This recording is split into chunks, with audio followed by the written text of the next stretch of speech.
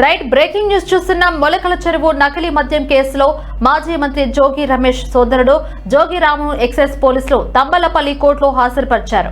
నెల్లూరు కేంద్ర కారాగారంలో రిమాండ్లో ఉన్న జోగి రామును పీటీ వారెంట్ పై ఎక్సైజ్ పోలీసులు తంబలపల్లి కోర్టులో హాజరుపరిచారు.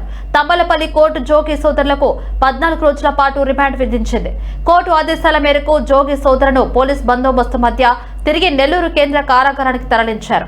జోగి సోదరును తీసుకువస్తున్న నేపథ్యంలో పెద్ద ఎత్తున వైకాపా శ్రేణులు తంబలపల్లి కోర్టు వద్దకు చేరుకోవడంతో పోలీసులు భారీ బందోబస్తు ఏర్పాటు చేశారు.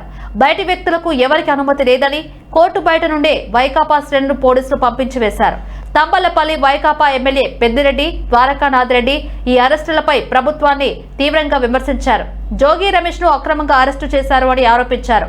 ఈ కేసుపై సిట్ విచారణ చేపట్టాలని డిమాండ్ చేశారు. ఒకటి కాదు, మాపై ఇంకా 4 కేసులు పెట్టుకున్నా భయపడే ప్రసక్తే లేదు అంటూ ప్రభుత్వాన్ని హెచ్చరించారు.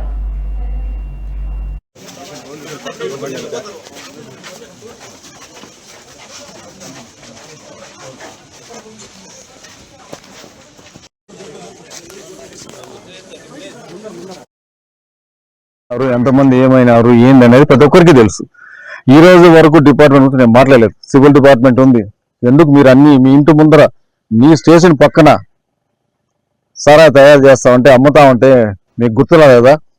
ఏ ఆఫీసర్కైనా కానీ ఈరోజు ఆయన తీసుకొచ్చి ఇక్కడ కేసు పెట్టి ఏడేదో చేసినట్టు చూపిస్తున్నారు కదా, సంతోషమే. మీరు ఏం చేస్తున్నారు? ప్రభుత్వం ఏం చేస్తా ఉంది? సివిల్ డిపార్ట్మెంట్ లేదా? ఎక్సైజ్ ఒకటే ఉందా? రెవెన్యూ లేదా? అందరికీ బాధ్యత ఉంది కదా, ఎందుకు చేయలేకపోయినారు?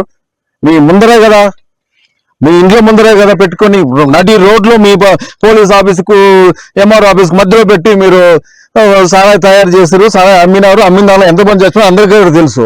మాట్లాడలేదంటే మాట్లాడకుండా గమ్ముకుంటాం. ఏం చేస్తాం? ఈయన ఏం మాట్లాడినాడు? విజయవాడలో నీవన్నీ లిక్కర్ చూపించాడు, ఇది ఉంది అని. దానికోసం కేసు పెట్టినారు. ప్రతి మాట ఏదైనా కానీ నేతుగా సార్ చెప్పినాడు.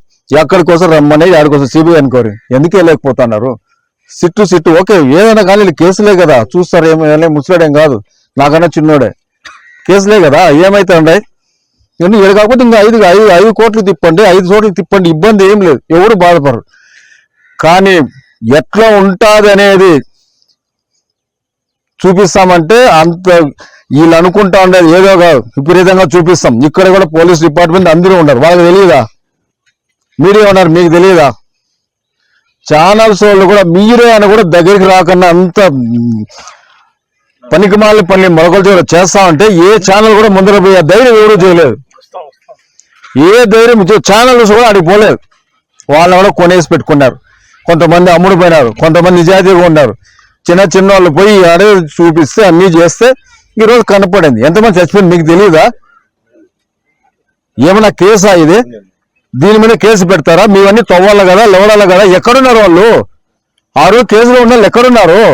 1, 2 పెట్టి ఆయన ఎవరు శ్రీధర్రావు గారిని ఒకటి రాసి పేపర్ మీద రారు. ఎంతమంది ఏమైనారు ఏందనేది ప్రతి ఒక్కరికి తెలుసు. ఈ రోజు వరకు డిపార్ట్మెంట్ నేను మాట్లాడలేదు. సివిల్ డిపార్ట్మెంట్ ఉంది. ఎందుకు మీరు అన్ని మీ ఇంటి ముందర